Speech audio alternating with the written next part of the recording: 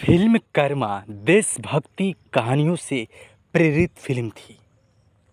कर्मा 1986 की भारतीय हिंदी भाषा की एक्शन थ्रिलर फिल्म थी, जिसका निर्देशन सुभाष घई ने किया और इसमें दिलीप कुमार, नूतन, जैकी श्रॉफ, अनिल कपूर, नसीरुद्दीन शाह, श्रीदेवी, पूनम ढिल्लों, सत्यनारायण कैकेला और अनुपम खेर जैसे कलाकारों ने काम किया।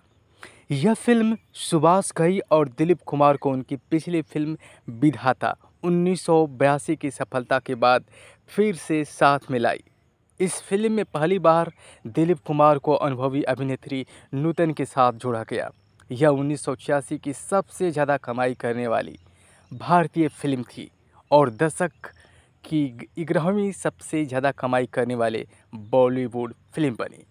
इस फिल्म के निर्देशक सुभाष घई थे और इस फिल्म को लिखा सचिन भौमिक, सुभाष घई और कादर खान ने। इस फिल्म में मुख्य अभिनेता जैसा कि मैंने आपको बताया है, इसमें मुख्य हीरो थे जैकी श्रॉफ, अनिल कपूर, नसीरुद्दीन शाह और दिलीप कुमार।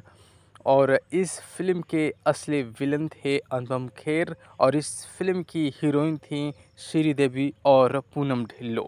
इस फिल्म का छायांकन किया कमलाकर राव ने और इस फिल्म को संपादित किया वामन भोसले, गुरुदत्त सिराली। संगीत था इस फिल्म में लक्ष्मीकांत प्यारेलाल का और ये फिल्म बनी थी मुक्ता आर्ट्स लिमिटेड के बैनर तले। यह फिल्म 8 अगस्त 1986 को रिलीज हुई। इस फिल्म का कुल समय अवधि था 194 मिनट।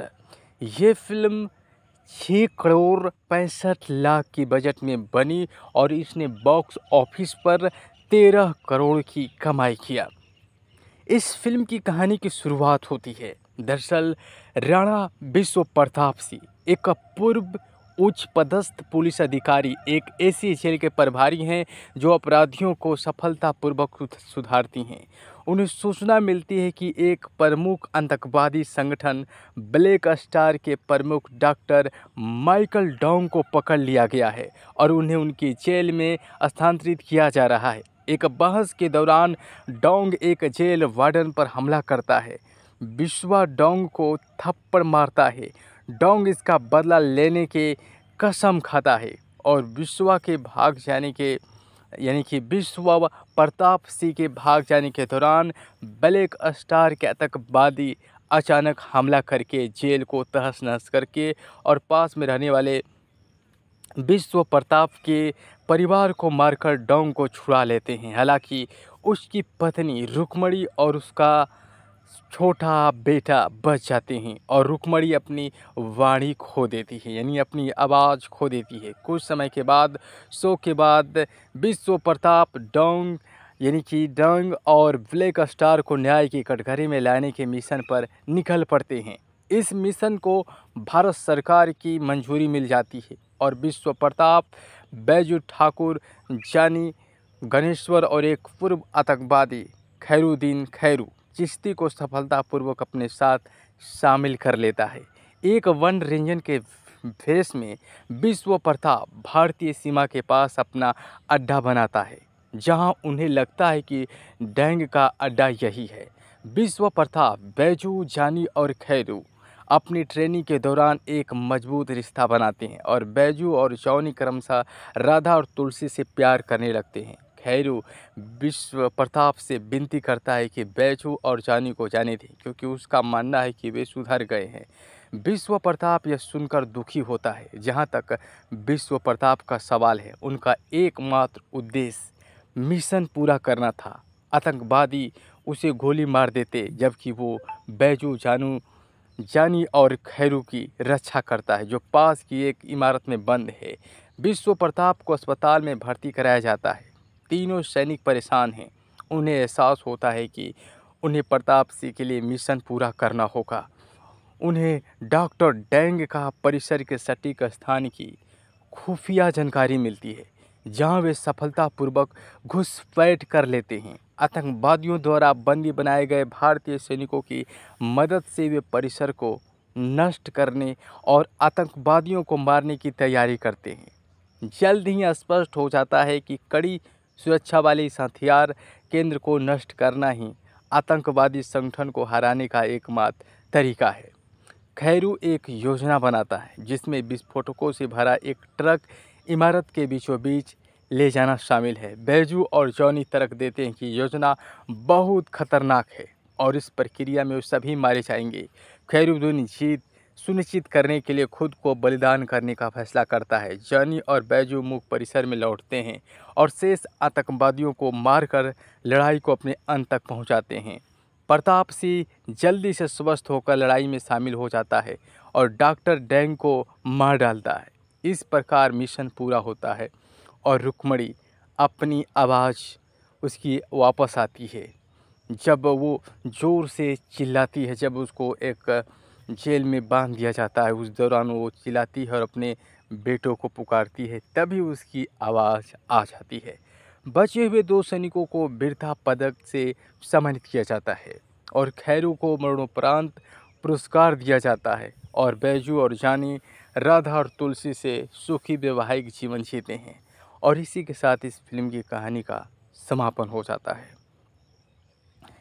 इस फिल्म में दिलीप कुमार, राणा विश्व प्रताप सिंह दादा ठाकुर का किरदार निभाया। नूतन बनी रुक्मणी वीपीसी और ये राणा विश्व प्रताप सिंह दादा ठाकुर की पत्नी का किरदार निभाएं। जैकी श्रॉफ बने बैजू ठाकुर। अनिल कपूर ने जॉनी गणेश्वर प्रसाद का किरदार निभाया। नसरुद्दीन शाह खैरुद्दीन खैरू चिश्ती का किरदार निभाया। श्रीदेवी राधा बनी बैजू की प्रेमिका और पूनम ढिल्लो तुलसी का किरदार निभाएं जो जॉनी की प्रेमिका बनी।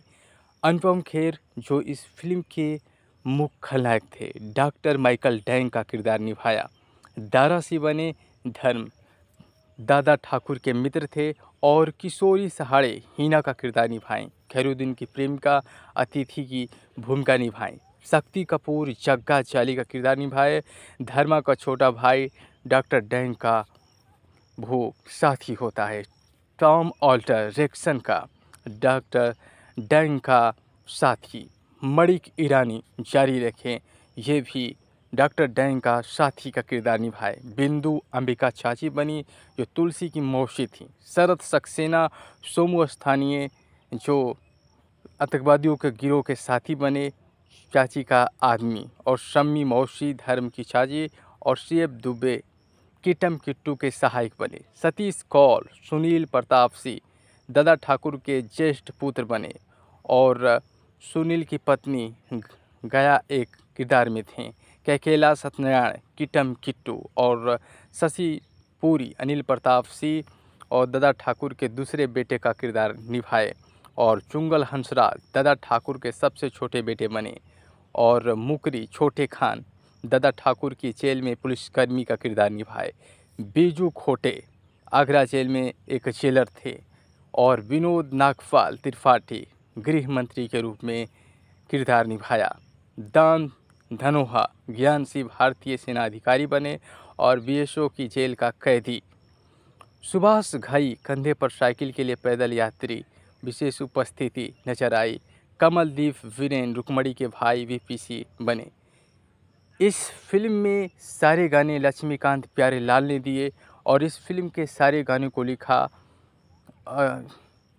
को आनंद बख्शी और अन्य सभी गीतकार ने इस फिल्म के गीत को लिखा। इस फिल्म में कुछ इस प्रकार गाने थे। ए वतन तेरे लिए दिल दिया है जान भी देंगे, ये गाना बेहद मकबूल हुआ। कविता कृष्णमूर्ति और मोहम्मद अजीज़ के बाद में ये गाना गाया गया। देदारू किशोर कुमार महेंद्र कपूर मनहर उदास ने गाया और ना जइयो परदेस किशोर कुमार कविता कृष्णमूर्ति ने ये गीत गाया।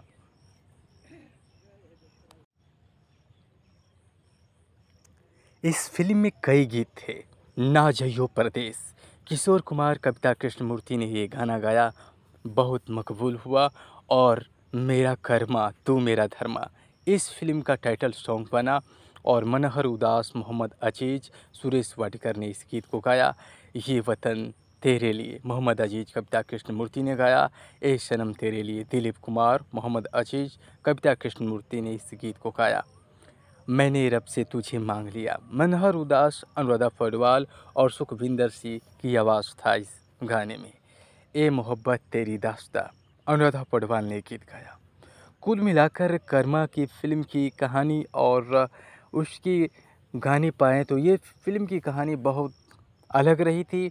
और आज भी देशभक्ति से ओत-प्रोत ये गीत जब बजते हैं तो देशभक्ति की उबाल हमारे मन मस्तिष्क में छा जाती है। 15 अगस्त और 26 जनवरी के शुभ अवसर पर इस फ़िल्म के गीत अक्सर बजते हैं। ख़ास तौर पर वो गीत तू मेरा कर्मा तू मेरा धर्मा। ये गीत ऐसा है जो देशभक्ति की भावनाओं को पूरी तरह से भर देता है। लक्ष्मीकांत प्यारेलाल ने इस गीत को क्या संगीत दिया और इस गीत को गाया मोहम्मद अज़ीज़ ने और कविता कृष्णमूर्ति ने। बहुत अलग साउंड ट्रैक ये आवाज़ है और आपने कई बार इस गीत को सुने हैं तो ज़रूर देखें फ़िल्म कर्मा। और देशभक्ति की भावनाओं से ओत-प्रोत कर देने वाली ये फ़िल्म है। और अभी 15 अगस्त आ रहा है तो हमने सोचा कि आपको इस फ़िल्म की कहानी बताएं। तो आपको फ़िल्म कर्मा की कहानी हमने बताया है तो आप जाएं यूट्यूब पर और फ़िल्म आपको मिल जाएगी, फ़िल्म कर्मा। और आप पुनः उन पुरानी यादों को तरोताज़ा